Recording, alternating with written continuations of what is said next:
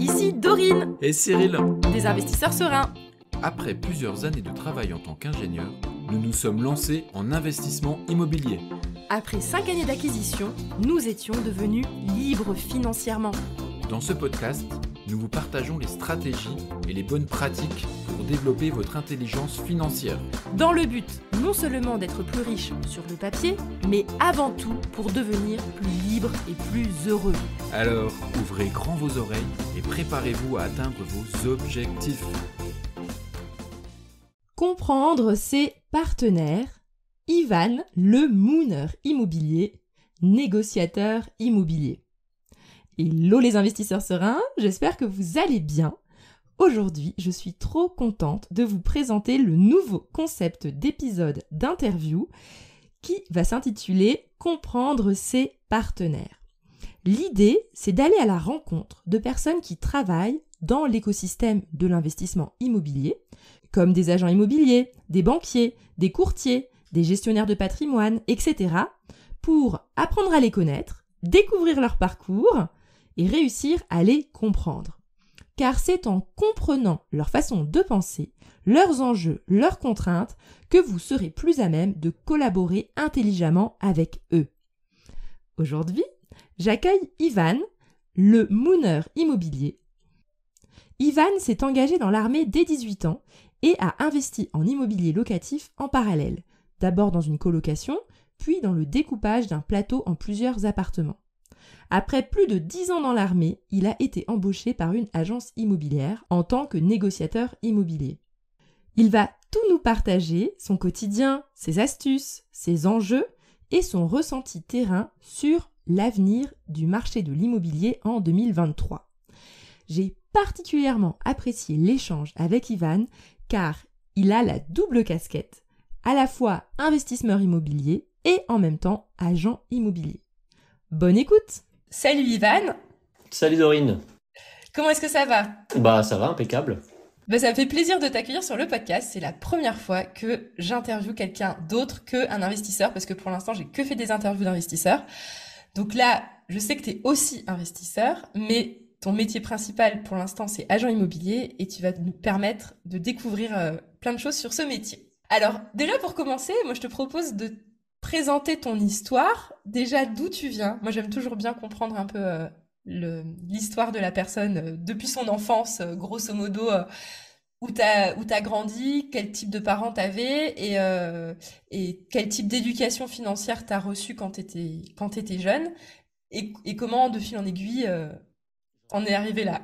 Eh bah écoute, moi je viens de Beauvais, là où je suis actuellement, au-dessus de Paris, dans l'Oise. Donc je suis né d'une maman qui était aide-soignante et d'un papa qui était éducateur. Aujourd'hui qui sont retraités tous les deux dans le sud de la France. Pour ma part, voilà, aujourd'hui j'ai 30 ans, je suis actuellement négociateur immobilier depuis 1 an exactement. Quand bien même j'ai commencé l'investissement immobilier en 2017, mais j'y reviendrai après. Et puis voilà, j'avais la forte intention clairement de construire quelque chose de solide sur le long terme. C'est pour ça que j'ai démarré l'investissement immobilier. Parce que j'ai très vite compris que la retraite, ça allait être compliqué. Mais du coup, t'as fait quoi comme études? Alors zéro, moi à 18 ans, en fait, à 18 ans, je suis parti directement à l'armée. Donc à 18 ans tout pile, j'ai intégré l'infanterie de montagne au sein de l'armée française en Haute-Savoie, à Annecy. Alors l'armée de montagne, c'est-à-dire les militaires qui font du parachute et du ski? Non, les chasseurs alpins. Ceux qui font du ski, ce qu'on appelle de la peau de phoque. Ça, c'est la spécificité montagne. Mais sinon, voilà, c'est des soldats, comme on dit d'une manière générale, d'élite, parce qu'en fait, on est capable de porter des charges lourdes, pas sur du plat, mais dans le dénivelé, quoi. Donc voilà. Donc j'ai été chasseur alpin en fait pendant presque 10 ans sur Annecy. Et en fait, quand je me suis engagé, j'avais la forte intention et la forte conviction de devenir tireur d'élite. Puis je l'ai fait. Voilà, tout simplement. Donc j'ai été spécialisé là-dedans pendant... donc rien à voir avec l'immobilier, hein, vraiment à la base. J'ai été spécialisé là-dedans pendant 7 ans. Plus de 7 ans, j'ai été tireur d'élite. Et puis voilà, j'ai vu la Centrafrique en 2013. J'ai fait le Mali en 2016. Et puis après tout ce qui est Sentinelle, tout ça, les missions Sentinelle, j'ai participé. Je suis parti en Norvège, j'ai fait beaucoup de stages en Allemagne à la rencontre des tireurs d'élite allemands. Enfin bref, voilà, c'était rien à voir avec l'immobilier. Et du coup, ça avait l'air d'être une carrière assez palpitante. Enfin, Ouais, c'était vraiment quelque chose, plein de rebondissements. Une vie de couple assez compliquée aussi, ça faut le dire. Aujourd'hui, ça fait bientôt 11 ans que je suis avec madame. Donc elle est là et elle était là déjà dès le début. Donc ouais, c'est vivre les opérations extérieures, tout ça, loin de l'autre, l'un de l'autre, tout ça. Enfin, ouais, c'est...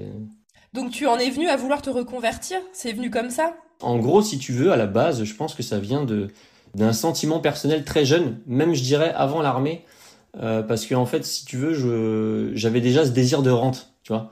C'est-à-dire que le métier de militaire, pour moi, il m'allait bien aussi, c'est ce que je voulais faire. Hein. Dès la classe de 5e, j'ai voulu me lancer à l'armée. Je me suis dit, l'armée, c'est fait pour moi. Mais je m'étais dit, ah, les mecs, ils partent à la retraite très tôt. Donc je me suis dit, bon, bah, ça peut être bien. Bon, j'ai fait que 10 ans, tu vois. Donc je suis pas allé au bout parce que, ouais, c'est, quand tu vois partir les mecs à 19 ans de service, aujourd'hui c'est 19 ans, tu vois, ils sont sacrément attaqués, c'est dur à vivre. Et puis, en fait, arrivé à l'armée, notamment l'immobilier, je m'y suis intéressé parce qu'en fait, tu te balades, tu sais, dans les compagnies, et les compagnies, c'est là où, en fait, il y a les soldats qui vivent. Et puis, bah, tu apprends qu'un tel ou un tel, il a acheté un appartement, puis un deuxième, puis un troisième, puis un quatrième. Puis, t'entends dire que, bah, lui, quand il va partir à la retraite, plus ses appartements, tout ça, il sera bien. Et du coup, bah, tu vois, ça m'a intéressé. Donc, voilà, je suis allé à la question de tous ces gars-là. Et je me suis dit, bah, si ces mecs-là, ils peuvent le faire, moi, c'est pareil, quoi. C'est intéressant parce que moi, j'avais fait une fois dans ma vie un séminaire immobilier et j'avais rencontré notamment des militaires, en effet, et des pompiers. Alors, je sais pas si les pompiers, ça compte comme militaires, qui, comme ils étaient logés, ils étaient au taquet sur les investissements immobiliers parce que pour l'endettement, ils étaient au top et ils achetaient des appartes qu'ils mettaient en location. C'est marrant parce que j'en avais rencontré. Ok.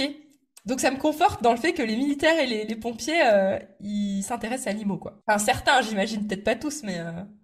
Bah, c'est, en fait, la plupart des mecs, voilà, ça va être, non, on va profiter, voilà, on va claquer le pognon, à faire des beuveries, machin, tout ça. Enfin bref, des soirées, on va décompresser.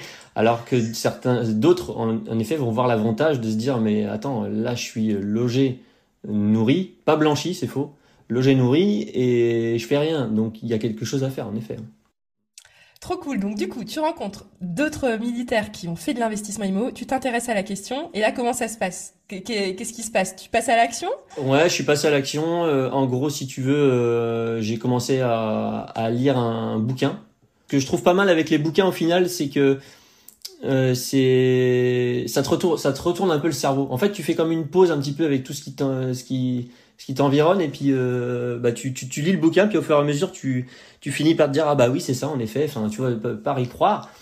Et ouais, après je me suis lancé. En gros, je me suis formé sur le sujet de façon payante. Alors, c'était quoi le livre que tu avais lu déjà? Alors, le bouquin, c'était Tout le monde mérite d'être riche. Ah oui, de Olivier Seban. Et du coup, tu as fait une formation aussi d'Olivier Seban en immobilier après derrière. Super. Ok. Et en gros, pour moi, c'était nécessaire, tu vois, en partant de zéro, avec zéro connaissance. Enfin, tu vois, moi, à la base, j'étais soldat, quoi. Donc, en gros, j'ai acheté un premier appartement en 2017, un en 2018 et deux en 2019. Celui de Ok. 2017, je l'ai revendu. Et puis, bah voilà, mais voilà, là, aujourd'hui, voilà. Et du coup, donc, tu as fait ça en même temps d'être militaire. Et tu t'es arrêté d'être militaire en... Alors, je me suis arrêté d'être militaire en 2019. Après, j'ai travaillé 2 ans en Suisse, parce que proche de... Quand tu es sur Annecy, tu entends beaucoup d'histoires sur la Suisse, Ouais. voilà, pour devenir transfrontalier, tout ça, c'était assez intéressant. Donc, je suis parti dans la sécurité, donc je travaillais en face de l'ONU, dans une organisation internationale qui gère les brevets. Donc, je Ok. faisais la sécurité de ce truc-là.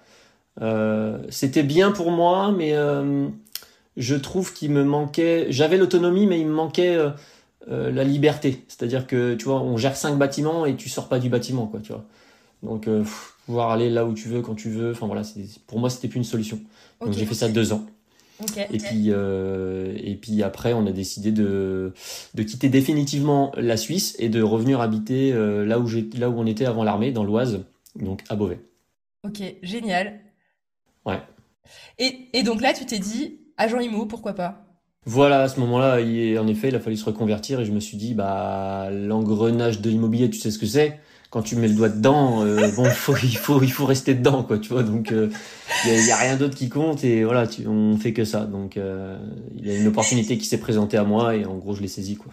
Parce que juste pour savoir, pour être agent immobilier, du coup, c'est intéressant pour aussi l'audience, il t'a fallu te former, enfin, t'as dû avoir un diplôme pour pouvoir commencer à bosser dans une agence immobilière? Comment ça fonctionne? Ouais, il y a plusieurs façons. En fait, l'idée, c'est que il y a un détenteur de la carte T, ce qu'on appelle la carte transaction. Pour pouvoir faire de la carte transaction, tu as le détenteur de la carte G pour la carte gestion. Enfin, il y a plusieurs, tu vois, il y a plusieurs formats en fait. Et bah moi, je suis allé au plus simple. Hein, clairement, c'est une entité qui a été créée récemment et voilà, ils cherchaient en gros un négociateur et j'ai rejoint en fait le détenteur de la carte T, quoi. Donc je passe les transactions aujourd'hui sous le détenteur de la carte. J'ai pas de diplôme, rien, mais ce qui a vraiment prévalu moi dans la sélection, c'est mon expérience et notamment mon expérience dans l'investissement. Enfin voilà, j'avais déjà fait plusieurs choses dans l'immobilier, donc forcément je sais comment ça fonctionne, quoi. Ok, non mais très bien, parce que ça m'intéressait en effet, donc du coup pour l'audience, parce que moi aussi je m'étais toujours un peu posé la question, donc en fait dans les agences immobilières, il y a forcément au moins une personne qui doit être actionnaire, je sais pas, de l'agence ou de l'entreprise d'immobilier, qui doit avoir la carte T pour pouvoir faire des achats, enfin pas des achats, des ventes. Exactement. Et qui met des personnes sous son entité. Sous son entité, et c'est lui un peu le responsable aux yeux de la loi aussi de... Exactement, voilà. Ok. Tout à fait. Ok, et donc toi tu t'es dit c'est parti. Et donc quand tu t'es lancé, comment ça s'est passé? Comment t'as vécu le métier au début? Parce que là ça fait combien de temps maintenant? C'est assez marrant. Bah là, ça va faire un peu plus d'un an, voilà, en tant que négociateur immobilier. Et pour le coup, c'est vrai que c'est assez marrant parce que ça s'est plutôt bien passé, on peut dire, puisque le premier jour, j'ai décroché mon premier rendez-vous, le premier jour. C'était 3 jours après. Et j'ai eu une première visite sur le bien que j'ai rentré du 3 jours après, le 4e jour. Et au soir même, j'avais une proposition et j'ai vendu. Donc en fait, ça s'est vraiment très bien passé pour le coup. C'est-à-dire que ouais, quand ça se passe comme ça, je discute avec beaucoup d'agents immobiliers qui me disent ah ouais, c'est pas évident, machin, c'est compliqué. Quand tu te lances, faut attendre, je sais pas, 1 mois, 2 mois, 3 mois, 6 mois avant de faire ta première vente et de réaliser ta première vente ou avoir ta première offre, quoi, par exemple. Moi, pour le coup, ça s'est bien passé, ouais. Ah, c'est top. Et alors, donc du coup, c'est aussi intéressant parce que je pense qu'il y a quand même beaucoup de monde en fait qui sont pareils que toi, c'est-à-dire employés employés, je sais pas c'est quoi, d'une entité qui possède la fameuse carte T. Ouais, il y a plusieurs, il y a plusieurs statuts et conditions pour exercer le métier de l'immobilier. Ouais, Ça peut être intéressant pour ton audience pour comprendre justement quand ils vont se retrouver en face d'un agent immobilier, savoir ce qu'ils vont pouvoir négocier. Parce que tu sais, on entend toujours, il faut essayer de pouvoir négocier la commission de l'agent immobilier, ça peut se faire. Oui, en effet, ça peut se faire. Mais c'est important aussi de comprendre qui on a en face de soi. Parce qu'en fait, ça permet de savoir justement est-ce qu'on va pouvoir le faire ou pas, combien on peut demander. Enfin, tu vois, il y a un juste milieu dans tout ça. Alors raconte-nous tout. Ouais, en gros, si tu veux, tu as plusieurs façons d'exercer de la transaction immobilière. Tu as l'agent commercial. Lui, clairement, il exerce sous l'entité, mais de façon indépendante, tu vois. Il est très indépendant, voilà, il est libre, il a pas d'horaire, il se pilote lui-même et le but, c'est le chiffre, quoi. Clairement, voilà, il y a pas de... Il y a des objectifs, mais il y a pas d'horaire fixé au contrat ou quoi que ce soit. Généralement, il exerce là-dessus sous un contrat auto-entrepreneur, tu sais, il se déclare en auto-entrepreneur.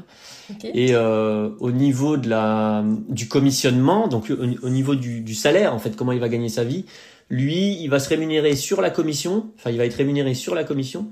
Et après, c'est établi entre l'entreprise et lui-même, donc soit par exemple à 50-50 ou 60-40, 70-30, tu vois, enfin voilà, après il peut y avoir des évolutifs. Donc par exemple, mettons sur un 50-50, sur un contrat 50-50, sur 10 000 euros d'honoraires, donc voilà, il aurait fait 10 000 balles d'honoraires sur un bien vendu, et ben il resterait 5 000 euros TTC, tu vois. Mais bon, après, il n'a pas encore payé ses charges, tout ça, donc tu vois, derrière, il va falloir être un peu plus gourmand pour enchaîner si tu veux bien gagner ta vie, quoi. Okay. Voilà. Après, donc ça, c'est l'un des premiers statuts. Après, tu as un autre statut, c'est ce qu'on appelle le VRP. Ouais. Donc lui, à la différence d'un agent commercial, il est salarié. tu vois. Il est salarié d'une entreprise, mais il a une base fixe en fait minimum, tu vois, en plus des commissions. Donc il va être rémunéré sur les commissions, mais il a une petite base fixe minimum. Alors je sais que il y a des entités qui, une fois que t'es payé sur la commission, par exemple, tu dois rendre ta base fixe, tu vois. Par exemple, des fois tu vas avoir un mois où t'as fait une transaction, bah t'as eu une base fixe. Une transaction, tu as un certain commissionnement et tac, tu rends ta base fixe, tu vois. C'est pas forcément un super statut, mais ça. Alors, j'ai pas compris. Rendre sa base fixe, ça veut dire quoi? Bah, c'est-à-dire, je sais pas, mettons, t'as une base fixe de 500 euros comme salaire, on pourrait appeler ça un salaire pour dans les mois où ça va être compliqué, si tu fais pas de vente, et bah t'as au moins ça, quoi, d'assurer. Tu vois ce que je veux dire? Ouais, ça j'ai compris. Voilà. Par contre, si tu vends, et bah tu rends cette base fixe, tu vois. Tu la donnes. En fait, en gros, tu la touches pas quand tu signes. Voilà, tu la reçois, mais tu peux la rendre. Ah oui, donc tu la rends, c'est-à-dire que tu la touches pas en fait. Enfin, ok. En gros, ça veut dire que c'est plus une garantie en mode, ok, si t'as rien signé ce mois-ci, t'as quand même 500 euros. Mais si tu signes, tu touches ta com, mais t'as pas tes 500 euros. Tes 500 euros, c'est plus une garantie de si jamais t'as rien signé, quoi. Voilà. Alors après, moi, j'ai pas la notion de ça puisque je suis pas VRP, mais il me semble qu'il y a aussi des VRP qui conservent leur base fixe. Voilà, donc ils ont un minimum et puis donc généralement les contrats ils sont à je sais pas moi tu vois 30-70 ou 60-40. Donc là par exemple sur 10 000 euros d'honoraires ils vont leur rester 3 000 tu vois. Voilà. Ok, ouais, c'est des moins gros pourcentages parce qu'ils prennent un peu moins de risques, du coup, forcément, que les auto-entrepreneurs. Ok. Exactement.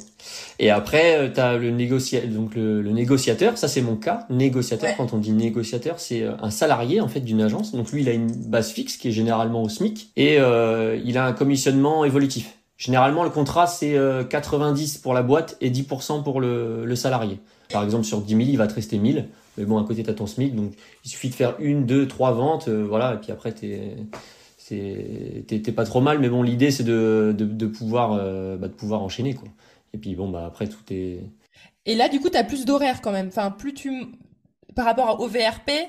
Voilà, par rapport à la différence de VRP d'auto-entrepreneur, voilà, d'agent commercial, pardon, là t'es vraiment pour le coup avec des horaires définis au contrat, tout ça quoi, avec des heures de présence. Je vais faire un tout petit récapitulatif pour l'audience aussi, ça les aide. Donc, du coup, Ivan nous a partagé les 3 façons d'être agent immobilier. Soit t'es premièrement agent commercial et du coup là t'es plutôt dans un statut auto-entrepreneur et c'est lui qui va toucher, en théorie, il prend le plus de risques, donc il a plus de parts sur la vente. Le deuxième, c'est le VRP qui lui est salarié avec une base fixe et qui touche des commissions, mais son salaire de base, entre guillemets, de sécurité, il est plus faible. Et la troisième version, c'est le négociateur qui lui est salarié avec un minimum, avec un fixe au SMIC. Et par contre, il a une commission qui est quand même moins élevée, comme il prend moins de risques, comme il est plus en sécurité, plutôt de 10,90. Ok, donc ça c'était cool. Et du coup maintenant, j'en viens pour l'audience, avec lequel des 3 on peut le mieux négocier les frais d'agence? Moi je pense que, enfin honnêtement je pense que peut-être un peu tous. Ça dépend si tu vas bien connaître ton agent immobilier ou quoi que ce soit. Mais à proprement parler, quand tu vois les chiffres sur la table, là tu les poses, je pense qu'avec un agent commercial, ça va peut-être être un peu plus facile. Parce que en fait, voilà, le salarié, lui, enfin le négociateur par exemple, ça, tu vois, il va devoir en rendre compte à sa hiérarchie. Enfin, tu vois, il a pas forcément les décisions qui sont qu'il doit prendre.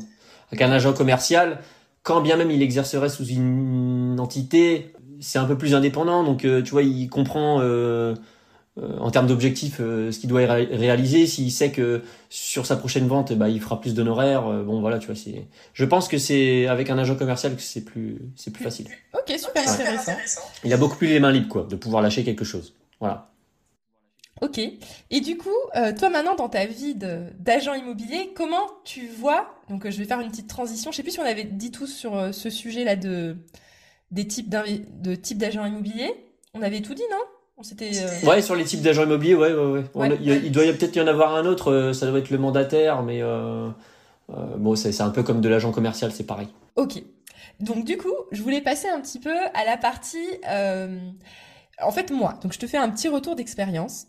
Moi, je suis plutôt, on va dire, je sais pas s'il y a des camps contre et pro agent immobilier.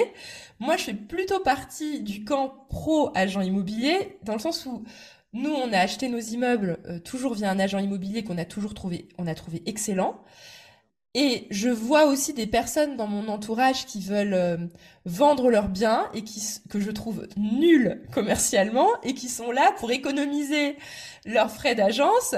Ils se disent je vais vendre moi-même alors qu'ils n'ont pas du tout les compétences. Et je voulais parler un petit peu avec toi. Je sais pas si tu as des anecdotes peut-être ou comment toi tu vis ton métier d'agent immobilier par rapport à voilà comment tu vis tout ça. Il y a toujours, je l'entends toujours aujourd'hui, la personne qui me dit, écoutez, moi j'attends un mois et puis voilà. Des fois, je finis même par dire, bah écoutez, passez par un agent immobilier, vous allez attendre 3 mois, c'est ça? Oui, oui, revenez dans 3 mois. Tu vois, c'est toujours le même truc. C'est-à-dire que c'est dommage parce qu'ils pourrissent leur bien. Et en fait, nous, en fait, les agents immobiliers, on a tout un fatras de demandes. Tu vois, il y a tous les gens qui débarquent, qui nous donnent leurs demandes, mais qui n'ont pas forcément trouvé. Mais ces clients-là, moi, je les ai déjà. Et quand il y a le client qui arrive pour pouvoir vendre son bien, il nous fait estimer son bien, mais finalement, bah, c'est pour avoir le prix et puis il va le mettre en vente lui-même, par exemple, sur le Bon Coin. C'est dommage qu'il nous fasse pas confiance parce que, en vérité, notre clientèle, elle est là. Elle est déjà là, en fait. Ça peut déjà être vendu en aller-retour. T'arrives, j'estime, ok, j'ai déjà la personne, c'est vendu. Mais il faut au moins montrer de l'engagement, et ça, l'engagement, bah, c'est signer un mandat, faire quelque chose, quoi, qu'on travaille pas pour rien, tu vois. Et ça, c'est vrai que des fois, au quotidien, c'est frustrant. Mais il y a plein d'autres choses frustrantes, parce qu'en fait, un agent immobilier, c'est pas que j'ouvre des portes, tu vois. C'est tout un tas d'actions en fait qui nécessitent en gros le bon déroulement de la mission, si j'ai envie de parler militairement parlant. Je vais schématiser le truc. Moi clairement, ma mission, ça consiste à aller chercher par tous les moyens possibles de l'argent pour continuer de pouvoir exercer mon métier à la fin du mois. Clairement, c'est ça, tu vois. C'est qu'aujourd'hui on a des objectifs, il faut les réaliser et voilà, c'est moi qui les réalise. Et enfin, je me réalise moi-même, mais voilà, il faut réaliser les objectifs pour l'entreprise. Parce que sinon, bah clairement, demain, tu vois, ton entreprise, si elle fonctionne pas, bah elle peut fermer et puis bon, voilà, c'est compliqué, quoi, tu vois. Donc voilà, aujourd'hui, on entend souvent clairement les gens qui disent ouais, les commerciaux, ils ont pas de vie, tu vois, c'est compliqué, et ils sont jamais là, c'est tempête cérébrale toute la journée du matin au soir. Mais honnêtement, réellement, c'est vraiment ça, quoi, tu vois. Et c'est pour ça que moi, quand j'ai quelqu'un qui vient me dire à la fin, ouais, non, mais là, vous avez rien fait, on va négocier tout de suite la commission, voilà, parce que ça s'est vendu en 2 secondes, parce que vous avez rien fait. Tu vois, t'es un peu fatigué, quoi. Parce que clairement, tu vois, moi, mon travail, c'est pas d'aller me déplacer au point A et au point B, et puis revenir du point B au point A. Moi, voilà, je vais du point A au point K, puis après je reviens au point F, puis après je vais H, I, J, tu vois, puis je reviens. Enfin, tu vois, c'est une tempête cérébrale toute la journée, hein. On entend souvent aussi dire des gens qui disent oh, l'agent immobilier me répond pas, il est pas organisé. Mais en vérité, l'agent immobilier il répond pas, il est organisé, mais il est peut-être à un moment où il peut pas répondre, où il peut pas. Enfin, tu vois, des fois c'est pas évident, ouais. Parce que du coup, le quotidien d'un agent immobilier, c'est quoi? Tu travailles du coup du mardi au samedi, c'est ça? Ou comment ça fonctionne en fait un peu le quotidien? Le global d'un négociateur immobilier, mode négociateur. Donc voilà, je suis salarié, ouais, je travaille du mardi au samedi. Et le quotidien, bah, c'est de clairement. La mission principale, c'est de chercher, trouver, vendre. Tu vois, je cherche un bien, je le trouve et je le vends. Voilà. Et par exemple, sur ton ratio global de temps, tu dirais que tu passes 50% de ton temps à chercher des biens à vendre, 30% par exemple à faire, je sais pas, du marketing sur le bien pour le mettre sur le bon coin, je sais pas quoi, et genre, enfin je dis n'importe quoi comme ratio, et 20% de visites effectives et de négociations, ou combien de... C'est quoi le ratio?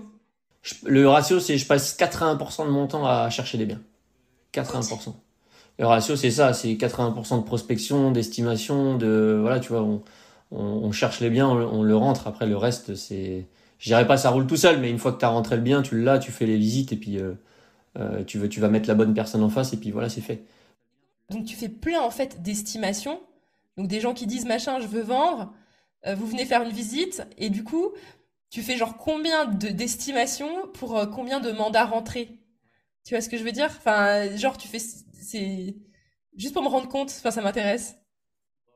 Là, tu vois, par exemple, sur le mois de janvier, j'étais sur un mois où j'ai fait énormément d'estimations. Ça s'est énervé là, même quand bien même avant les vacances, hein, c'était devenu un petit peu calme quand même. Voilà. Mais là, j'ai eu un début janvier, je sais pas, les gens, ils se sont excités. J'ai estimé dans tous les sens. Euh, je dirais, allez, d'une manière générale, sur 5 estimations, tu rentres un mandat. Tu vois. Ok. J'ai eu le coup de la personne qui m'a fait estimer et puis qui a fait estimer 2 autres agences et puis qui vend par elle-même, tu vois. Voilà. Ah ouais. Ouais, forcément. Mais ça, de toute façon, tu le sens, non, quand t'arrives aussi au rendez-vous. Pas forcément, Pas pas forcément, forcément. ouais, des Là, fois, ça peut je être suis surprenant. arrivé, la personne elle m'a dit voilà, donc moi j'exerce sur Beauvais. La personne donc c'était un village aux alentours de Beauvais. M'a dit bon bah je prends un agent immobilier à Beauvais, un là, parce qu'il veut trianguler, donc il se dit bah ouais c'est une bonne idée, mais finalement on est tout seul quoi. Donc là ce client-là, je le suis en fait, je le suis de très près parce que je suis déjà rentré chez lui, je sais où c'est. Je travaille également sur mon fichier acquéreur et dès qu'il est prêt, bon bah voilà, dès qu'il a passé le cap, et ben je m'en Parce que, occupe. en gros, ce que t'observes, c'est que les gens, ils galèrent un petit peu tout seuls à essayer de vendre. Ouais, ouais, ouais. Ouais, ouais, ouais. D'une manière générale, c'est ça. Et Il y a après, au beaucoup bout de de deux, gens trois qui. mois, ils abandonnent et ils t'appellent, quoi. C'est ça, exactement. Faut juste pas qu'ils t'aient oublié, quoi. Au Ouais, fait, dans 3 mois, ouais. rappelle-toi, c'est Hmm. moi que t'appelles. Ouais, non, c'est comme ça que ça marche, du coup, en fait. Donc, même si t'as fait Et plein d'estimations en janvier, même s'il y en a que 1 sur 5 qui a qui signé chez peut. toi, dans Ouais, deux voilà. mois, il y en a qui vont te rappeler en disant, ouais, finalement, est-ce que vous pouvez vous en occuper? Exactement. En fait, c'est un métier. Ce qu'il faut bien comprendre, c'est que c'est un métier de construction. Tu vois, tu construis, tu construis, tu construis, tu construis sans cesse. Et puis bah voilà. Et puis ça finit par tomber. Tu vois, moi, je suis tout. Comment dire? Je suis tout jeune dans le métier, tu vois, clairement. Mais bon, quand même, j'ai démarré l'immobilier en 2017. Mais je côtoie quelqu'un là, ça fait 20 ans qu'il fait ça. Et lui, son téléphone, par exemple, il sonne en permanence, tu vois, en Ah oui. permanence. Et parce que voilà, il ouvre même plus sa boutique, tu vois. Il a une boutique où en fait, elle est tout le temps fermée. Et puis voilà, c'est parce que le mec, il est connu comme le loup blanc ici, en fait, tu vois. Donc voilà, c'est un métier de construction, voilà. Donc, Ok. Et du coup, donc on a bien compris le quotidien. ouais, Ah oui, et moi par rapport aux estimations, moi c'est ça, ça m'intéresse. d'accord.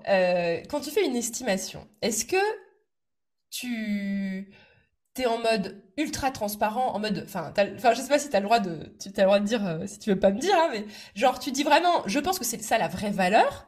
Est-ce que t'es plutôt en mode, Non. ça, je Je, pense que c'est ce que vous devriez tenter, ou est-ce que ouais. tu vois que la personne elle est pressée et du coup tu dis bon bah à ce moment-là vaut mieux, enfin, tu adaptes ton estimation comment tu fais en fait Ouais, pour ton ouais, estimation? j'adapte mon estimation au contexte, mais je donne toujours une fourchette, d'une manière générale. Je peux pas donner un précis, tu vois, parce que en fait, il y a des gens qui te font venir et puis qui te disent, donnez-moi le prix de ma maison, parce qu'ils y connaissent absolument rien, tu vois. Et donc, je peux pas donner un précis, voilà, ça vaut tant, parce que les gens, ils vont se fixer ça en tête, mais si ça se trouve, on va peut-être pouvoir le vendre plus cher. Si ça se trouve, on va pouvoir le vendre moins cher. Donc, tu vois, Donc tu donnes une c'est dur. fourchette entre Je donne une fourchette.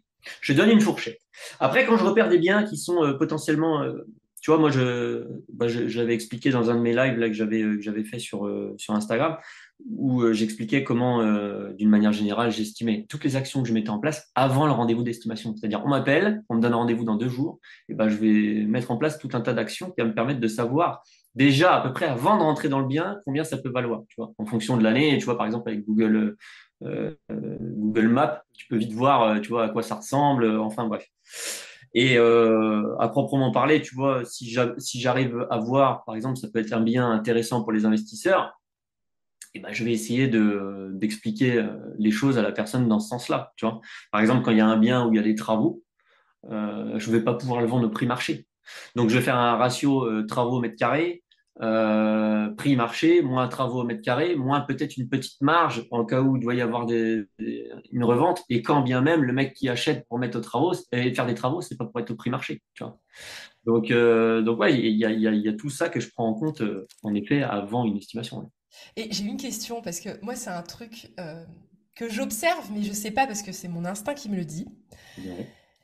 des fois, j'ai l'impression qu'il y a des propriétaires qui sont gourmands, on va dire, qui veulent tenter haut, et des fois, ça passe, quoi. Ouais. Ouais, ouais, des Et fois, je trouve ça- ça dingue, parce que Mm. je vois des trucs qui se vendent, à mes yeux, beaucoup trop cher, Mm. beaucoup trop cher, et en fait, c'est surprenant, en fait, que je pense qu'il y a vraiment des moments où on peut avoir un coup de chance, quoi. Bien sûr, bien Ou, sûr. je sais pas, En fait, si comment tu toi tu vis veux, les choses. bah, par exemple, ne serait-ce qu'avec aujourd'hui, tu vois, à proprement parler, le plein pied. Aujourd'hui, on arrive sur une période où il y a énormément de personnes, moi, qui viennent me voir et qui me disent, Ivan, enfin, ou Monsieur Kolodjeski, je cherche un plein pied, un appartement avec ascenseur, avec, parce qu'en fait, on arrive, et ça, faut bien s'en rendre compte, à une période où aujourd'hui, il y a toute la génération de baby boomers, là, qui va chercher à se loger. Et donc, ces gens-là, ils vont revendre leur maison avec sous-sol, avec deuxième étage, parce qu'ils peuvent plus vivre dedans, et ils vont chercher de quoi vivre de plein pied. Donc, aujourd'hui, un produit de plein pied, pur, je vais pouvoir le vendre au-dessus du prix du marché, clairement, parce que la demande, elle est folle, en fait. Si la personne ne s'aligne pas, ça part, c'est tout. Tu vois ça avec le plein pied, par exemple, voilà, c'est un exemple totalement, totalement réel au quotidien qu'on peut vivre. Mm. Et ok, attends, et j'avais encore une autre question. Ah, je suis désolée. Parce qu'il y a des questions qui me viennent au fur et à mesure. Ah oui. Et du coup, en fait, j'avais aussi la question de quand tu vois en fait quelqu'un qui essaye de vendre son bien tout seul, typiquement, c'est quoi les grosses erreurs que le particulier basique fait quand il essaye de vendre son bien tout seul, en fait? Que t'observes et qui fait que tu te dis non mais s'il s'y prend comme ça, c'est mort. Bah, l'erreur principale, c'est que les gens, ils sont toujours au-dessus du prix du marché, toujours. Donc ça, c'est une grosse erreur parce que en fait, si tu veux, le bien, il va être vu un petit peu de tout le monde et les gens, en fait, qui le voient, ils attendent, en gros. Ils attendent que ça se passe. Le bien les intéresse, mais ils vont pas le voir et du coup, ils attendent. Alors que finalement, un bien, ça coûte de l'argent. Que tu sois en résidence principale, par exemple, la personne, elle veut revendre sa résidence principale, quand bien même tu aurais fini de payer ton crédit, bah, ça te coûte encore des charges, tout ça. Et donc, ce qui joue contre toi, c'est le temps. Donc, au final, il faut sortir ton bien quand tu as pris la décision assez rapidement. Généralement, c'est ça. Enfin, les gens, ils ont besoin de vendre. Voilà, quand ils ont pris. Moi, j'ai toujours des gens qui viennent me dire, de toute façon, je suis pas pressé, hein. Oui, mais bon, si vous avez décidé de mettre votre bien en vente, c'est que ça y est, ça démarre. Donc, en vérité, faut le vendre, ce bien. Donc, faut pas que ça traîne 6 mois, quoi.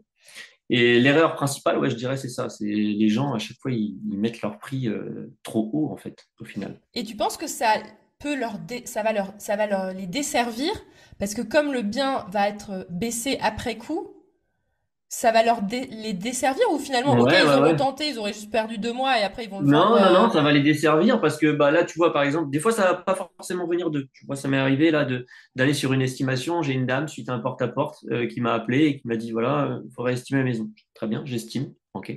Peut-être que l'estimation, moi, c'est peut-être un peu de leur faute aussi, ne leur convenait pas. Ils en voulaient peut-être plus parce que ils avaient un projet sur la côte et du coup, bah, il faut vendre une Twingo pour acheter une Audi. Tu vois. Donc, Ouais. le problème, c'est qu'on peut pas faire ça. Il y a un marché et c'est le marché qui régule. Donc, ils ont fait venir 2 autres agences. Et j'ai une des 2 agences, elle a estimé le bien 100 000 euros plus que moi. Et bah, aujourd'hui, je suis tout seul à travailler sur la maison. Voilà, ils ont viré les 2 agences. Le bien n'est toujours pas vendu. Et Ivan, il fait tout ce qu'il faut pour pouvoir réussir à le vendre. Bon, voilà, c'est toujours pas vendu parce que c'est toujours trop cher. C'est toujours au-dessus de ce que j'ai estimé moi. Donc ça, clairement, c'est un bien. Tu vois, les gens, ils se sont desservis eux-mêmes parce que ils y connaissent rien à l'immobilier. Donc ils font venir un agent immobilier. Voilà, moi je leur dis bah c'est à peu près là. Mais peut-être qu'à ce moment-là, ouais, je sais pas, ils avaient peut-être un autre projet ou j'en sais rien et ça leur a pas convenu, donc ils ont vu venir 2 autres agences. Et là, ils ont fait rentrer une agence qui, elle, enfin, a réellement estimé trop haut, quoi. Donc là, moi, aujourd'hui, psychologiquement, avec mes gérants, bah, je suis arrivé sur un truc où c'est compliqué à sortir parce que ils ont une psychologie de se dire, ah ouais, non, mais par rapport à ce que ça valait, ouais, mais c'est qu'un prix virtuel, en fait. Bah oui. Et on est dans le méta, quoi, tu vois. Là, clairement, Ouais. c'est pas ce prix, tu vois. Donc, bon, Ouais, ouais. voilà. Mm. Ok. Ok, donc ça c'est cool. Et en fait, je me suis dit, est-ce qu'on a fait le tour un petit peu du métier d'agent immobilier ou il y a encore quelque chose à raconter dessus? Non, on n'a pas encore fait le tour. Ouais, parce qu'on pourrait en parler des heures, j'imagine, mais je sais pas si.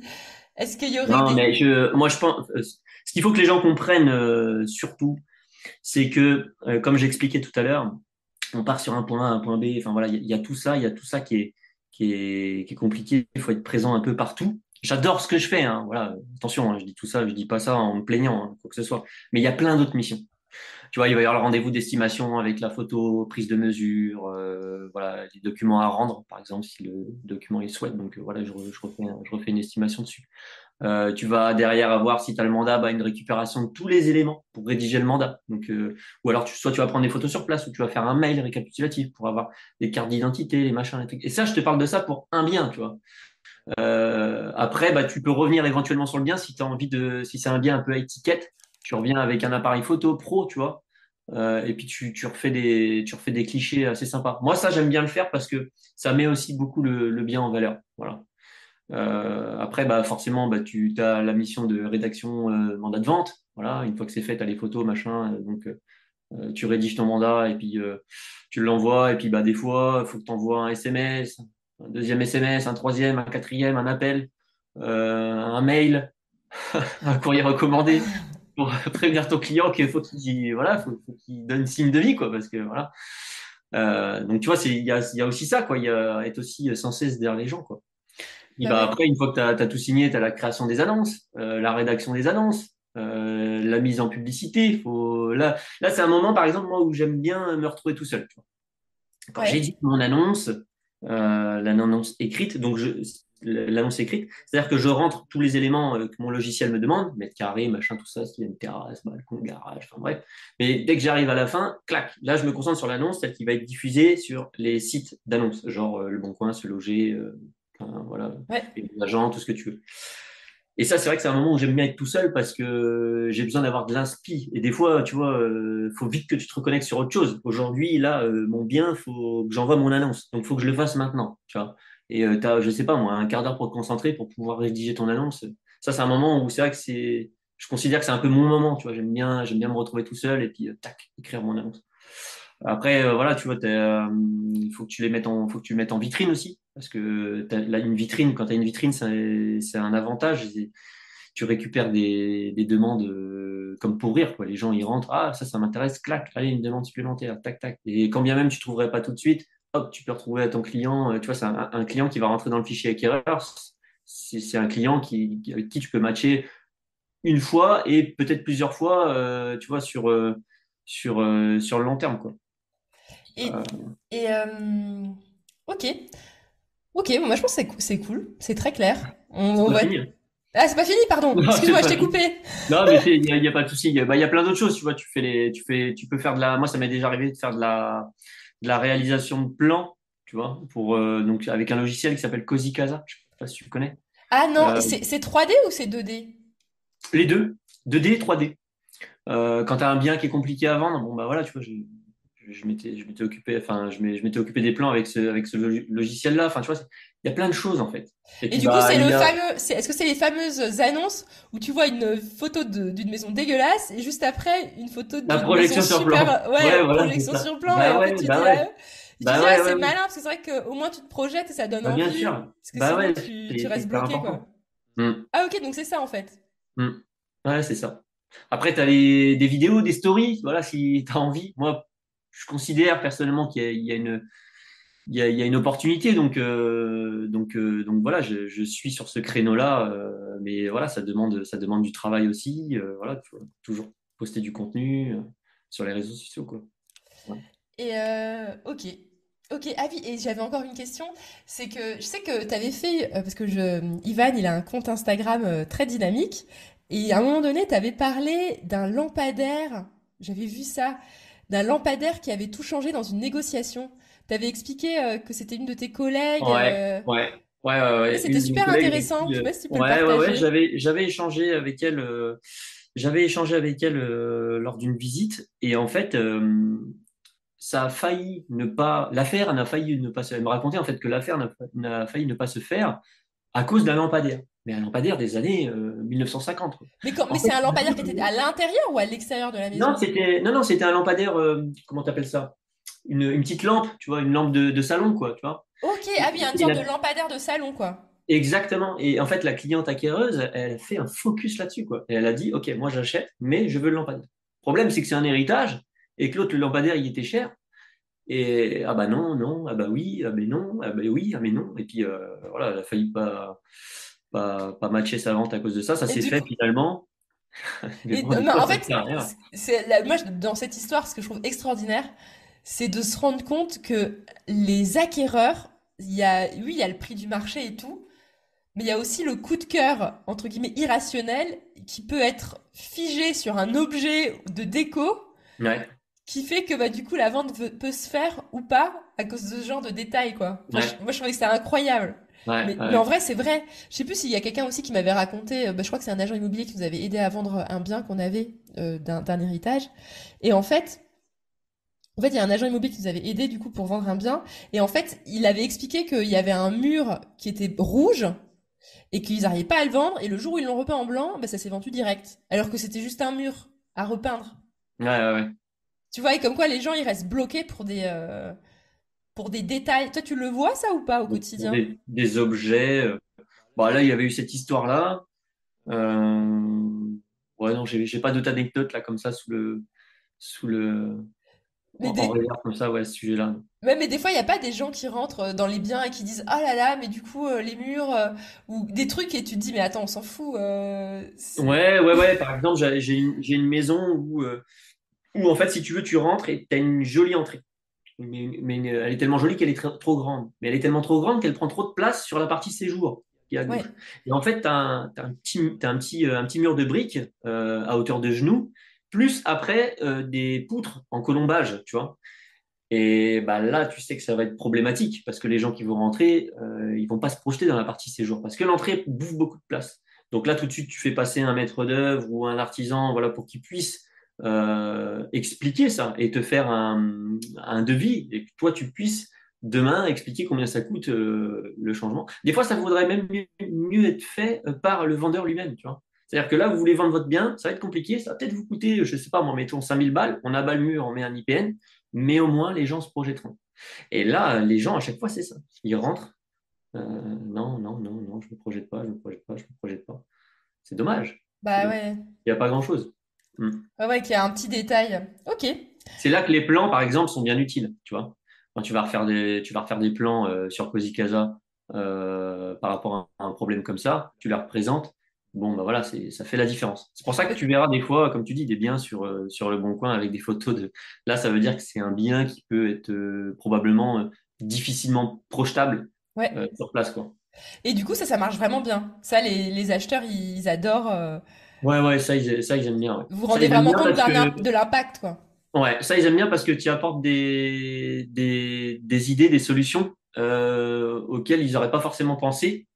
Et puis après, ils feront peut-être un peu différent de ce que toi, tu as présenté, mais au moins, t'as vendu, quoi, tu vois. Clairement, c'est ça. Bah ouais, ouais, ouais, non, mais c'est cool. Et du Et coup, c'est tous les moyens, en fait. Voilà, la mission de l'agent immobilier, on a des biens, il faut mettre en face de ces biens, tout est vendable. Soit c'est le prix, soit c'est un truc. Et en face de tous ces biens, eh ben, il faut mettre toutes les actions en place qui font que voilà, on arrive à sortir le bien. ouais, ouais. Et du coup, quand vous faites, moi, c'est ce que j'essaye d'expliquer à nos élèves, en tout cas, qu'on forme, c'est que l'agent immobilier, son travail, c'est à la fois de faire baisser le prix du vendeur et monter le prix de l'acheteur et que d'essayer de trouver Le le point de compromis. contact, quoi, qui fait que ça match, quoi. Ouais, Et ouais, bien sûr. voilà. Voilà. Bon, bref. Bien sûr, bien sûr. Une fois, ça m'est arrivé aussi ça m'est arrivé de me retrouver avec le vendeur. C'est-à-dire que j'avais un bien où il y avait des questions techniques auxquelles je ne pouvais pas trop répondre. Et moi, ça, j'aime pas. C'est-à-dire que je réponds pas. Tu vois, je vais pas répondre ah oui, ceci ou cela, alors que c'est pas du tout vrai. J'en sais rien. Je connais pas. Donc, j'avais fait venir le vendeur. Il habitait à 5 km de là. Il avait construit lui-même la maison. C'était un promoteur. Enfin, voilà, c'est lui-même qui avait instauré les produits à l'intérieur. Donc, il connaissait sa maison. Et là, je me retrouvais en face d'un acquéreur qui me posait pas mal de questions. Je dis, bah, attendez, bougez pas, je l'appelle. Donc, OK. Donc, moi, le but, c'est de soulever les loups. Enfin, pas les loups, mais les questions. Donc, Ouais. j'ai des questions quelque part à répondre. Bon, bah, venez, comme ça, voilà, moi, je gagne du temps. Il vient, il pose ses questions. OK, OK, OK, OK. OK, c'est bon. En gros, j'étais là en sorte de médiateur. C'est bon, on a répondu à toutes les questions. OK. Et là, on en vient au prix. Et du coup, ils se sont mis à négocier devant moi. mais sans ma commission. Ouais, moi j'en veux tant. Ah, mais moi c'est tant. Et moi c'est tant. Et moi je suis là en fait. Au fait, je suis là, tu vois. Tu m'es arrivé ça. Ouais, mais là, ça. Ah ouais, et du coup, t'as fait comment alors? Bah finalement ça s'est pas fait. Donc voilà, ils étaient pas d'accord tous les deux. Ok. Et j'ai mon vendeur qui a fini par me dire, il m'a regardé, il m'a dit, Ivan, je m'en vais parce que sinon je vais m'énerver. Je dis, bah oui. Mais enfin, une fois qu'il est parti, mon acquéreur, j'ai regardé, je lui ai dit, c'est pas le genre de choses avec lesquelles, tu vois, avec l'argent, les gens, ils rigolent pas. Il faut pas que ce Ben, soit, voilà. mais C'est fallait. pour Bah ça ouais, qu'il y a un agent c'était. immobilier. C'est Bah pour c'est ça qu'il y a ça. un agent immobilier. Mais donc c'était pas habile, si c'est l'acquéreur qui a démarré la discussion, c'était pas habile de la démarrer direct avec le vendeur. Parce que Ouais, l'intermédiaire, en fait, a tout son rôle à jouer de faire tampon et de présenter les choses, présenter le prix. bien sûr. Et Et c'est c'est- peut-être une erreur aussi de ma part, hein. J'ai fait venir le vendeur, j'aurais peut-être pas dû, voilà. Mais bon, après, c'est comme ça aussi qu'on apprend. Peut-être que, mais moi, c'est que je voulais montrer à mon acquéreur que voilà, on est transparent et puis, bah, on peut y aller, quoi. Vous inquiétez pas, on peut y aller. Ouais, ouais, Et ouais. puis, bah, ça a enclenché sur le prix, quoi. Ouais, ouais. Là. Ouais, ouais. Bon, bah sinon, là, non, mais sinon, la prochaine fois, tu le fais, tu sais, tu le fais par téléphone, tu le mets en haut-parleur, et puis vous discutez, et puis comme ça, dès que c'est fini, tu raccroches, quoi. Aussi, ouais. Aussi, aussi. Je sais pas, Ça, c'est pas mal. autre solution. Ok, donc c'est super. Donc là, on a fait le tour. Là, on va passer à la suite, parce qu'on a pas mal de choses encore à discuter. Déjà, je veux revenir sur tes investissements, parce que tu avais expliqué que tu avais Ouais, acheté un premier appart en 2017, si j'ai bien ouais. compris, un autre en 2019. Enfin, on récapitule parce que je suis perdue. Un en Et- 2017, un en 2018 et deux en 2019. ok. Et du coup, Alors, qu'est-ce que tu as acheté? qu'est-ce que j'ai acheté? C'est quoi l'histoire derrière tout ça? En fait, si tu veux, ma conjointe, elle m'a rejoint, elle a continué ses études sur secteur en Haute-Savoie quand j'étais à l'armée. Donc, moi, je suis sorti du bataillon. Je vivais à la caserne et bon, bah, voilà, j'ai fait un compte rendu à mon colonel parce que ça se passe comme ça à l'armée. Tu fais un compte rendu pour pouvoir vivre dehors, machin, avec une présentation format A3, enfin bref. Voilà, tu fais une demande en fait. Donc, j'ai fait une demande pour pouvoir vivre à l'extérieur. Donc là, on était locataire jusqu'au moment où arrive 2017 et on se dit, bah, on va acheter. Donc, j'ai pas eu cette facilité, moi, à démarrer l'investissement Ah, en d'accord. Donc tu veux vivant à la dire que, caserne. d'accord, toi en fait, tu veux dire que avant d'investir en immobilier, tu J'étais vivais déjà déjà en dehors de la à caserne, en fait. l'extérieur. Voilà. Bah Donc oui, tu j'étais avec payais déjà ma. un loyer et du coup, t'as pas eu une augmentation à cause de ça, quoi. Te compense pas le fait que tu vives plus à la caserne, Si, si, si. un petit peu quand même. Ouais, ouais. Mais Ok. je donnerai pas le montant, Oui, oui, voilà, oui, non, pour. mais c'est juste pour savoir dans l'idée, parce que c'est pas, Ouais, c'est normal que ceux qui habitent pas à la caserne, enfin, c'est logique, quoi. ouais, ouais, ouais. Ok. Voilà. Et puis, en gros, bah, on a voulu tout de suite se lancer dans la colocation. Un appartement, voilà, on avait l'idée de faire ça. Mais attends, c'est super intéressant parce que pourquoi vous avez pas eu l'idée d'acheter votre résidence principale? Vous vous êtes tout de suite dit non, on fait de l'investissement Ouais, tout de suite locatif, l'investissement. En direct. fait, si tu veux, bah, la démarche, ça a été de se dire, alors quand bien même j'aurais pu, c'est vrai, acheter tout de suite la résidence principale et puis me dire, bah, je capitalise, tout ça. L'idée, c'était de se dire, je veux augmenter mes revenus pour pouvoir m'acheter une meilleure résidence principale. Tu vois, c'était vraiment Ok. ça.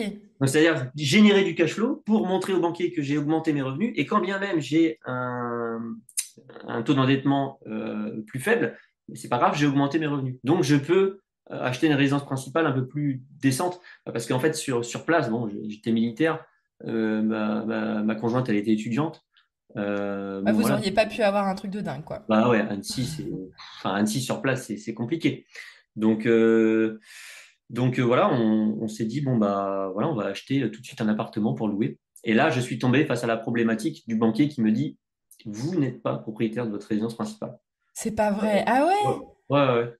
Donc, j'ai pas cherché plus loin. J'ai dit, OK, tu veux de la résidence principale, bah, je vais t'en donner.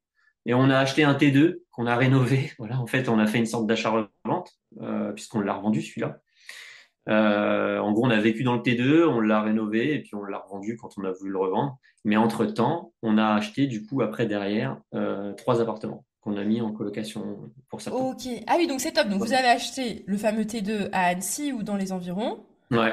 et vous avez pu vivre dedans. Vous vous êtes dit, ok, bon bah tant pis, on vit dedans. On a enchaîné sur un appartement qu'on Ah a. et donc là, du coup, le fameux banquier, tu lui as dit, c'est bon, maintenant j'ai ma résidence principale, donc là tu me Bah prêtes pour ouais, du voilà, locatif, c'est quoi. ça. Bah oui, oui. Tu veux ça? Ok, bah je te le donne. Ok, Ah donc oui, maintenant c'est bon, tu me prêtes pour le locatif. exactement. Et puis voilà, qu'on a un appartement qu'on a divisé en 4 chambres. Il y avait 2 chambres, on en a fait 4. Et puis après, c'est un plateau en 2019 qu'on a acheté, tout un premier étage, où j'arrive sur l'étage. Je me souviens, il y avait 3 portes palières, une double porte et 2 portes de chaque côté. Et l'agent immobilier il me dit, bah là, il y a 150 mètres carrés de plateau, c'est tout l'étage. Bon, bah, je me suis dit, il y a des portes. Je dis, on rentre par où? Bah, il me dit, bah, celles-là, elles ont été condamnées, mais elles peuvent être réouvertes. Et bah, du coup, on a fait une division, quoi. Tu vois, on a mis 2 appartements Ah, euh, top. sur le plateau. Et Voilà. du coup, ça vous rapporte du cash flow, comme ce que tu avais prévu Ouais, au ouais, départ. exactement. Ouais. Aujourd'hui, avec ces 2 logements-là, on est à peu près à 1 000 € de cash flow. Donc Voilà. les C'est deux trois, derniers sur le plateau c'est et trois sur... c'est 2 opérations. Ok.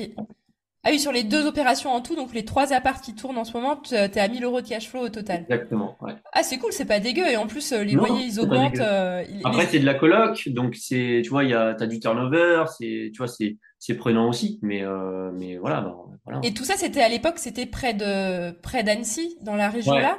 En Donc du coup, Auvergne-Rhône-Alpes, ouais. donc là, C'est du ça. coup, tu gères tout à distance maintenant que vous êtes à Beauvais. Exactement. Donc en fait, pour le plateau, on a une agence qui s'en occupe. Donc là, ils prennent des frais de gestion. Mais bon, de toute façon, on est rentable. On pourrait optimiser, mais bon, on l'a pas fait. Et puis l'autre coloc, en gros, on a un agent immobilier qui fait des entrées et des sorties. Voilà. Les états des lieux d'entrée, les états des lieux de sortie, et puis c'est tout. Ok, Après, nous, on gère directement. ok, ok. Et t'as eu besoin d'y retourner pour des raisons Non, importantes ou finalement, non, c'est jamais t'as besoin d'y retourner. Ok. non, non, non, non. Ok, non, mais c'est bien de le dire aussi qu'il y a des Ouais, trucs ouais, ouais, ça qui se se fait, passent bien. bien sûr, ça se fait à distance, sans problème. Ouais, ouais, ça se fait à distance. En fin de compte, c'est que des chiffres, hein. Voilà, Bah c'est ouais, tout, ouais. hein. Et Mm. t'avais fait beaucoup de réno, t'avais délégué la rénovation ou t'avais fait un peu Ouais, toi-même? non, alors moi, j'y connais absolument rien tu vois, dans les travaux ou quoi que ce soit. J'ai jamais mis, enfin, je serais volontaire pour mettre la main à la pâte ou quoi que ce soit, mais j'ai jamais eu l'occasion de le faire ou le temps. Et puis aujourd'hui, j'ai pas envie. Je préfère déléguer le truc. Donc ouais, j'ai fait appel à un maître d'œuvre, voilà, qui lui s'est occupé de tout ça. Donc voilà. Ah, c'est cool. En tout cas, c'est pas mal, je trouve, comme patrimoine que vous êtes déjà mis en place. Ouais. Et là, et maintenant, à Beauvais, j'imagine que vous êtes locataire, vous avez pas Voilà. racheté encore. Non, on n'a pas racheté encore. Alors, je ne sais pas si ça s'est fait comme ça, mais aujourd'hui, l'idée, c'est de pouvoir acheter un immeuble. Voilà. C'est-à-dire que j'ai eu l'impression, finalement, en regardant un petit peu le parcours, je me retourne un peu sur ce qu'on a fait. Je me dis que c'est psychologique. On a acheté un appartement qu'on a divisé en chambres. Après, on a acheté un plateau qu'on a divisé en appartements. Bon, bah, aujourd'hui, j'ai envie d'acheter un bâtiment Ouais. avec plusieurs appartements, quoi, tu vois. Bah ouais, carrément. Ah bah trop cool. Trop trop Voilà, cool. voilà. Et en plus, t'as quand même, il y a déjà quelques années qui se sont écoulées, donc il y a déjà un peu de capital remboursé. Donc aux yeux de la Oui, banque, oui, c'est oui. déjà plutôt Ouais, mieux c'est déjà que... bien. Bien sûr, bien sûr. Ouais, Ok. c'est clair. Ok, et du coup, moi ce qui m'intéresse, c'est que toi, en fait, ce qui est génial, c'est que tu as les deux casquettes. Tu as à la fois la casquette d'agent IMO et tu as la Ouais, casquette d'investisseur. Et donc là, comme notre audience, c'est des investisseurs, bien sûr. bah, du coup, j'ai envie que tu me partages un petit peu euh, comment, L'expérience, le point de vue. voilà, comment toi, déjà, tu as des conseils à donner à des investisseurs dans la relation avec les agents immobiliers. Comment tu vois les choses? Je sais pas si tu as quelque chose à dire ou est-ce que tu veux des questions plus Alors, précises? les conseils, comme tu dis, ouais, en effet, j'ai 2 casquettes. Les conseils, je dirais d'une manière générale, il faut se manifester. Tu vois, c'est pas se manifester une fois, donner sa recherche à une agence et puis c'est tout. Moi, je pense qu'il faut avoir un agent en particulier. Tu vois ce que je veux dire? Pas plusieurs agents. Tu vois, regarde par exemple ton histoire. Toi-même de ton côté, tu as eu un agent finalement et tu as retrouvé autre chose et autre chose et autre chose. Et quand ça fonctionne comme ça, c'est bien, tu vois. Et il y a une relation de confiance qui s'installe. Exactement, ouais. Donc, ouais, s'il y a un conseil que je peux donner, c'est que en fonction du secteur où vous êtes, clairement, ouais, il faut partir à la rencontre de l'agent immobilier et puis faire copain avec, quoi. C'est vraiment quelque chose qui peut être bien, qui peut être puissant, que ce soit pour l'investisseur et pour l'agent immobilier. Tu vois, là, il m'est arrivé ce week-end d'avoir une offre d'achat en l'espace de 2 heures de temps, bien rentrée, bien sortie. Parce que, en fait, au final, le client, je lui ai trouvé un studio cet Alors, le été. client, c'est qui pour toi? Le client, c'est le vendeur ou c'est l'acquéreur? Parce que... L'acquéreur, pardon, l'acquéreur. L'acquéreur, ok. J'ai un acquéreur à qui j'ai trouvé un studio. Donc là, c'était l'acquéreur qui était venu à moi pour la première fois. Il avait vu le studio, machin, il m'explique son projet, tout ça. Je lui dis, bah, ok, très bien et tout. Et en fait, il m'explique que lui, il a du cash de côté, qu'il va avoir une donation, sa femme également, et il veut enchaîner. Je lui dis, ok, très bien. Donc ça, c'est la personne, tu vois, que j'ai mis de côté et que j'ai bien rentré, tu vois, toute la base de données qui est toujours dans mon cerveau, tu vois, de côté. Elle est Ouais. là et voilà, je pense à elle s'il y a quoi que ce soit, je sais que ça pourra matcher, ça pourra aller vite. Et quand ça se passe comme ça, bah, c'est génial. Parce que ça a été le cas samedi. J'ai été appelé pour une estimation. J'ai eu un rendez-vous à 15h30 et à 17h. Donc, je découvre le bien à 15h30. Hein, je le découvre. Et à 17h, je fais la visite avec mon client voilà, qui cherchait un autre studio. Et à 18h, il m'a fait une offre. Donc, quand ça se passe comme ça, c'est bien. Mais parce que, en fait, la personne, tu vois, elle se manifeste de temps en temps, tu vois. Et voilà, je suis là, ah Donc, ça, donc concrètement, pour l'audience, tu me dis si je me trompe, j'essaie de récapituler. ouais. En gros, si jamais vous avez un projet d'investir dans une ville ou dans un secteur, plutôt que de juste appeler l'agence, de tomber, je sais pas, sur la secrétaire de l'agence en disant que vous cherchez, enfin, je sais pas s'il y a des secrétaires dans les agences, mais de tomber sur quelqu'un de lambda au téléphone en vous disant je cherche tel bien, ça, entre guillemets, c'est pas suffisant. C'est pas suffisant. Voilà, il faut, Il faut trouver la personne, l'agent en particulier. Ça va se sentir de toute façon avec qui vous allez être bien. Et je sais pas moi, l'inviter à prendre un café, se faire une bouffe ensemble, quelque chose. Tu vois, créer un lien, créer plus que de l'immobilier, quoi. Tu vois ce que je veux dire? Un peu plus. Et du coup, bah, c'est ce qui fait que euh, bah, à chaque fois que l'agent immobilier il rentrera quelque chose, il dira ah, bah tiens ça je peux lui proposer parce que c'est quelque chose qu'il cherchait potentiellement, tu vois. parce que nous, le conseil qu'on donne un petit peu à nos élèves, mais je sais pas ce que Ouais. toi t'en penses, c'est que des fois, par exemple, moi, on leur dit, même si le bien, il est pas génial, il rentre pas dans tous tes critères, tu fais la visite, mais pas forcément pour le bien, mais pour discuter et sympathiser avec l'agent qui le vend, parce que ça reste quand même un bien qui est à peu près dans tes critères, même s'il correspond pas. Et comme ça, pendant la visite là, tu le tchatches et tu lui expliques bien ce que tu cherches, ton profil, à quel point t'as les moyens, tu vas pouvoir aussi emprunter de l'argent et tu le Ouais. rassures. Et tu crées du lien pendant cette visite, parce que comme ça, c'est une vraie visite physique. Et là, en fait, tu auras quand même mis, entre guillemets, tes chances de ton côté pour que le mec, il se rappelle de toi quand tu auras un autre bien dans le Un autre genre. bien, un autre bien, et ça peut même se faire à l'issue de la visite. Et ça, c'est hyper important. Notamment, j'insiste là-dessus, tu as raison, juste après la visite, c'est important de discuter parce que déjà, l'agent immobilier, logiquement, s'il fait bien son travail, ça on pourra en parler pendant des heures, il va discuter avec vous de savoir un petit peu comment ils sont les choses à chaud. Moi, je demande toujours à mes clients, alors la visite à chaud, vous en pensez quoi? Parce que ça me permet de savoir si oui ou non, c'est tout. Je veux dire, à un moment donné, c'est du business, on le sent quand ça se passe bien. Et si ça va pas, eh ben, je vais tout de suite pouvoir le réorienter sur autre chose. Parce que moi, mon intérêt, ça va être de vendre quelque chose, d'optimiser mon temps. Là, j'ai un client, il est prêt, il est chaud, il a fait une visite, il m'a bipé sur un bien. Voilà, tu vois, comme tu dis au début, il ne me connaissait pas du tout, il m'a bipé sur un bien, mais ça ne veut pas forcément dire que c'est que ce bien-là. J'en ai d'autres. Et c'est hyper important de bah, voilà, d'échanger après la visite et surtout de répondre à toutes les questions et même de reposer des questions à l'agent immobilier et inversement. Et là, l'agent immobilier, je réinsiste, s'il fait bien son travail, il reposera des questions pour savoir à peu près où est-ce qu'il peut vous emmener aussi, quoi. Voilà. Mais carrément, moi, ça me fait penser que nous, il y avait eu un agent avec lequel, au final, on n'avait rien acheté, mais on avait fait une visite, et puis il nous a dit, ah, mais j'ai d'autres immeubles, machin et tout, qui pourraient vous intéresser. Et du coup, on a passé l'après-midi avec lui à faire le tour de tous les immeubles qu'il avait en vente. Et c'était top, quoi. Et puis on avait noué une belle relation avec lui, et il a pensé à nous rappeler, des mois plus tard, à chaque fois qu'il rentrait un nouvel immeuble, au fait. Et comme ça, on était toujours un petit peu au courant avant même que Toujours les au offres. courant avant que ça sorte ou quoi que ce Ouais, soit. Tiens, bah oui, bah ok. oui. Donc ça, c'est trop cool. Moi, mon client, ça a été ça, là, hein, ce week-end, je lui ai dit, je viens de le rentrer.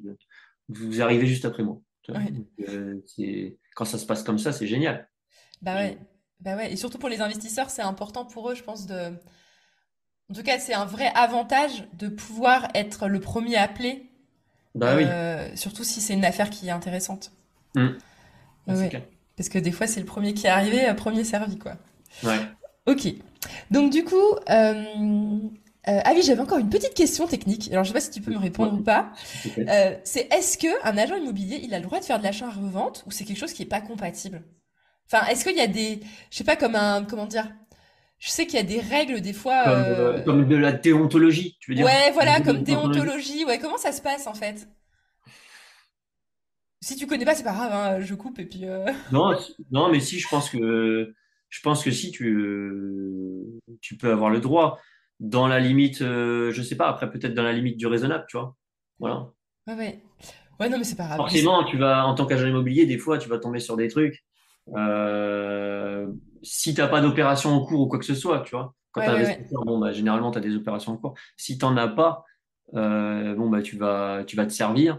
Ou si t'en as, bah, voilà, le but, ça va être de vendre. Donc voilà. Ouais, ouais. Ouais, ouais, non, mais je sais pas si, je savais pas trop s'il y avait un truc précis. Ouais, ouais. Et du coup, moi, la question que j'avais encore, donc ça, c'était super intéressant. Et Mhm. moi, je sais que comme tu es sur le terrain, tu arrêtes pas de faire des visites, des estimations, etc. Moi, le truc que je pense que tout le monde veut connaître, c'est quelle est, selon toi, ta vision du marché, là, en 2023? Parce qu'on entend les médias avec la hausse des taux, d'une future baisse. Donc, qu'est-ce que toi, tu ressens sur le terrain aujourd'hui? Voilà, un peu comme si tu étais le journaliste qui appelle le journaliste sur le Alors, terrain. Comment tu sens les choses? ouais. Alors, comme je te disais tout à l'heure, là, ne serait-ce qu'au mois de janvier, ça s'excite dans tous les sens. Sur le mois de janvier, ça s'est excité dans tous les sens. Enfin, bref, moi, je te dis, j'ai été appelé pour plein d'estimations, tout ça. Donc, j'ai trouvé que c'est toujours le moment d'acheter et de vendre dans l'immobilier. Voilà, d'une manière générale. Euh, Après, pour être un peu plus, pour prendre l'immobilier, enfin, pour se mettre un peu plus en arrière et regarder l'immobilier comme ça, de se dire, en fait, l'immobilier, ça fonctionnait il y a 10 ans. Il y a des gens qui gagnaient de l'argent déjà il y a 10 ans. Il y a des gens qui gagnent de l'argent aujourd'hui avec l'immobilier. Et dans 10 ans, il y a des gens qui gagneront de l'argent. Donc, tant qu'on voit l'immobilier, euh, enfin, suivant ce qu'on veut en faire, et logiquement, généralement, c'est dans la durée, pour moi, c'est toujours le moment de se lancer dans l'immobilier, tu vois. Bah, donc là-dessus, on est complètement d'accord. Parce que moi aussi, c'est ce que je dis toujours, c'est qu'il n'y a pas de bon et de mauvais moments dans le sens où, à un moment donné, le moment, c'est de se bouger, quoi, et de passer à l'action. Donc là-dessus, je Ouais. suis complètement d'accord. Et pareil, je pense que le prix de l'immobilier, de toute façon, il est sur le long terme, il augmentera toujours. Il augmentera toujours. Mais Mais c'est la vrai qu'on question, peut là, c'est mettre un peu sur le court terme. Moi, je me Non, demandais, c'est vrai qu'on peut mettre un petit point on peut mettre un petit point d'ancrage supplément, tu vois, pour rappeler que c'est finalement le meilleur moment en ce moment. Là, je te parle aujourd'hui, on est le 6 février 2023. ouais, Ouais, on pourrait dire aussi que c'est le meilleur moment parce que finalement, euh, la hausse des taux, tout ça, ce que tu veux, enfin bref, comme je te dis, j'ai été quand même appelé pour des estimations. Je sais pas quelles sont comment, parce que bon, moi je parle que de Beauvais, mais comment ça se globalise généralement en France. Il y a peut-être moins de biens qui sortent. Voilà, il y a peut-être moins de biens qui sortent. parce que Mais moi, la parce que, question que je me demandais, c'est les fameuses, toutes les estimations que tu as faites. Est-ce que c'était des vendeurs qui étaient là en mode, ah, j'ai peur que l'immobilier baisse, du coup, j'ai envie de me bouger pour vendre maintenant non, c'est avant que des ça gens. baisse, ou c'est Non, non, des... non, du tout. Non, non, non, du tout. C'est toujours un projet. Il y a toujours un projet derrière. C'est pas j'ai peur que. Après, peut-être que je suis dupe bon, après, c'est tout frais, là, tu vois. On est au début février, je verrai bien ce que ça donne. Mais il y a toujours un projet derrière. Les gens, tu vois, là, j'ai des gens, j'ai estimé, ils partent, il faut qu'ils soient du côté de Lyon au mois de juillet, tu vois. Donc, ça Ouais, n'a donc rien ils à ont pas le voir choix. avec. Bah oui, c'est ça en fait. Donc ça, c'est pas mal de dire ça aussi, de bien comprendre qu'en fait, quand on vend en immobilier, c'est pour des raisons personnelles, Voilà, c'est parce pour qu'on des n'a pas le raisons. choix, quoi. Voilà, exactement. Et quand on veut acheter un bien immobilier, c'est pour des raisons personnelles et on n'a pas le choix, tu vois. Bah Donc, ouais, c'est ça. c'est un peu ça aussi. Mais moi, j'irais dire que c'est au niveau France, c'est, je sais pas, suivant comment vivent les autres coins de la France, ça va peut-être le meilleur moment en ce moment parce que Et pour il y a acheter ou pour peut-être vendre, du coup? pour acheter parce qu'il y a peut-être moins d'acquéreurs quand même.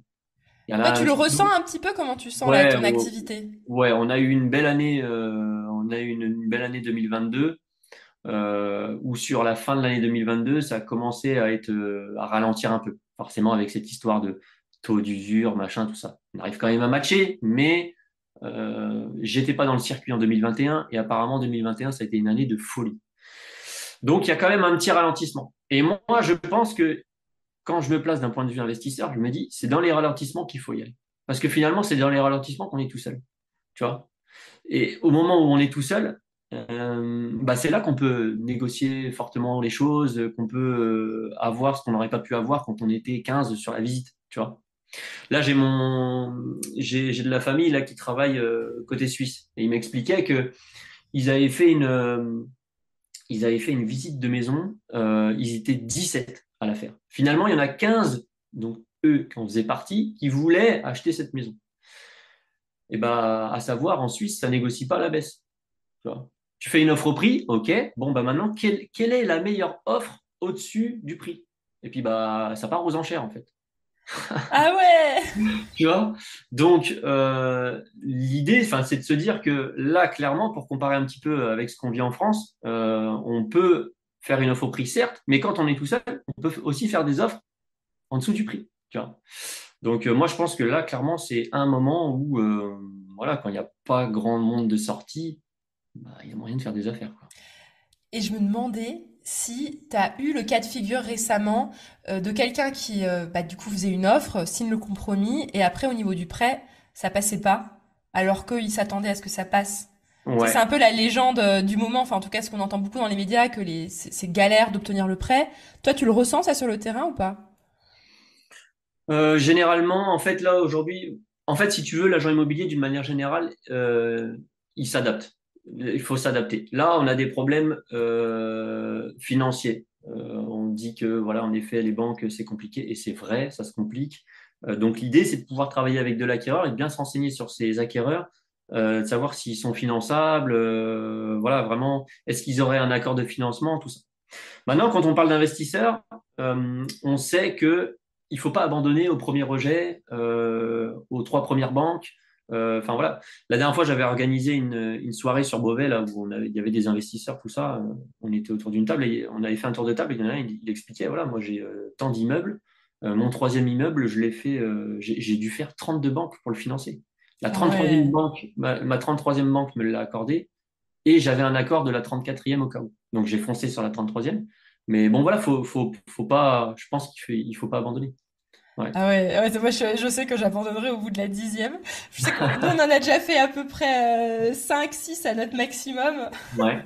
Pour l'instant on a de la chance, mais ouais, ouais. Mais non, mais c'est Là, bien, franchement c'est admiratif de voir les gens qui sont autant il audacieux. lâche rien. Là, moi, c'est pareil. Je suis très admiratif. Là, j'ai un acquéreur là actuellement. Bah, il est dans les starting blocks. Il est en train et il lâche rien pour essayer de trouver son financement parce que sa situation, elle est pas évidente. Quand bien même il aurait une bonne situation salariale, voilà, il lâche rien. Il a fait 22 banques et il m'a dit voilà, je continue. Donc l'idée, c'est de trouver des. En fait, il rencontre des problèmes.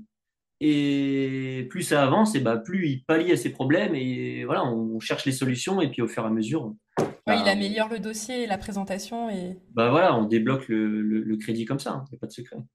Ok, mais donc quand même t'as ressenti ça, de le fait que t'as eu des annulations de compromis à cause de ça? Ou pas Euh, encore? Enfin, c'est juste pour savoir concrètement ce que t'avais vécu là ces derniers temps. non, ça a été plus des gens. Par exemple, j'ai eu des annulations de compromis, des gens qui voulaient pas se présenter au compromis. Non. Voilà, D'accord, ok, finalement, ils voulaient plus. Voilà. donc avant le compromis. Mais ok, mais Ouais, pas. Mais une fois le compromis, ça pouvait peut-être prendre plus de temps pour obtenir le prêt, mais il exactement. l'obtenait quand même à un moment donné, quoi. Ouais, ouais, ouais. Si j'en ai eu une sur le mois de septembre. Non, je dis une connerie. Ouais, si, sur le mois de septembre, par là, où la personne, ouais, elle n'arrivait pas à avoir son financement, et puis bah, elle est partie en refus bancaire, et puis bon, bah, voilà, elle est sortie comme ça, quoi. Et comment tu réagis quand c'est comme ça? Tu lâches l'affaire et enfin, tu te prends pas la tête. Enfin, c'est juste. euh, En fait, ce que je veux juste essayer de faire passer des fois comme message à mon audience, mais peut-être que tu vas me dire Ouais, que c'est mal. Mais des fois, faut tenter, tu signes le compromis, et puis après, tu fais tout de ton mieux pour trouver la banque, et au pire, si tu la trouves pas, bah, ça tombe à l'eau, mais enfin, j'essaie de détendre des fois, mais ça va peut-être oui, pas oui, dans bien ton sûr. sens. C'est un petit peu en mode, écoute, trouve ton compromis, parce que moi, c'est ce qui est assez drôle, souvent, il y a des gens, ils s'excitent à aller voir plein de banques avant de trouver un bien. Et je leur dis, mais trouve Non, d'abord un bien et ouais. après tu vas voir les banques parce que tu vas perdre une énergie folle à aller Tu voir des vas, banquiers tu vas perdre sans une énergie promis, folle. Et sans puis même projet. les banquiers, ils vont perdre une énergie folle. Puisque finalement, les banquiers, ils aiment bien travailler avec du concret, quoi. Bah, c'est Ils ça. veulent, voilà, ils veulent, ils ont, OK, compromis, surtout en ce moment. Surtout en ce moment. En ce moment, ils veulent compromis, que ce soit signé, et puis voilà, on travaille pas pour rien, quoi. Bah, c'est Ouais. ça. Ok. Je pense qu'on est pas mal, non? On a fait le tour. Donc, toi, ta prédiction sur le marché, c'est quand même le bon moment d'acheter, mais il y a moyen quand même de négocier de façon intéressante en Oui, bah oui. 2023. Oui, oui, il y a moyen de négocier de façon intéressante en 2023, puisque il y a quand même un ralentissement au niveau des recherches. Voilà, il y a quand même un ralentissement au niveau des recherches. Ouais. Donc il y a forcément de moins en moins de gens qui sont là pour pouvoir acheter quelque chose. Et la bonne nouvelle, c'est que des vendeurs, il y en a toujours tout autant, quoi. Ouais, voilà. Donc, Voilà, voilà. Puisque finalement, les gens, le bien, il va sortir parce qu'ils ont le projet, c'est tout. Voilà. bah oui. C'est trop cool. Je crois qu'on a fait un beau tour un petit peu de pas mal de sujets. Je sais Ça pas ce que marche. t'en penses. Si, si, je pense que c'est pas trop mal. Je sais pas si t'avais encore un petit conseil, un petit truc à faire passer, un message, qui te venait en tête pour aider l'audience dans ses relations avec l'agent immobilier. Hum, faites des offres. Faites des offres parce que en fait, parce que quand bien même le produit il correspond pas, ça peut correspondre à partir du moment où le prix peut être différent ou quoi que ce soit. Donc ouais, vraiment, enfin, faites des offres, quoi. Voilà ce que je peux dire. Parce que c'est rigolo, moi récemment, justement, on a un ami qu'on a conseillé, là, enfin un proche à nous, qui a visité un appart, on est allé faire la visite avec lui, et on lui a dit, écoute, à ce prix-là, c'est pas possible, mais propose le prix à partir duquel, pour toi, c'est rentable. Et puis même si c'est vraiment plus bas que ce qu'il y a écrit, et du coup, bah, il s'est pris une porte. Mais c'est pas grave. Mais on lui dit, c'est pas grave, au moins t'as essayé, et puis ça se trouve, dans 2 mois ou 3 mois, le bien, il traînera toujours, et Bien sûr. il Moi, changera d'avis, quoi. j'ai eu le cas dernièrement sur un bien où j'ai effectué une baisse de 50 000 € avec mon client. Je lui ai dit voilà, machin, enfin, il faudrait, parce que bon, c'était un peu décorrélé de la Alors, réalité. quand tu dis client, c'est quoi? C'est acquéreur ou vendeur? Vendeur, vendeur. Ok, vendeur. J'ai eu mon client vendeur, pardon, excuse-moi, qui, voilà, son prix de maison était un peu décorrélé de la réalité. Du coup, j'ai fait une baisse de 50 000, ça n'a pas été évident, mais j'ai eu un acquéreur qui était chaud à 50 000 de moins encore. Ah Et ouais. j'ai réussi à lui faire écrire l'offre et l'envoyer, quoi. Ça, c'est pas fait, mais voilà, il faut faire parce que au fur et à mesure, il faut comprendre que la psychologie du vendeur, elle peut changer. Et puis, ça peut amener à quelque chose de finalement intéressant plutôt que d'attendre.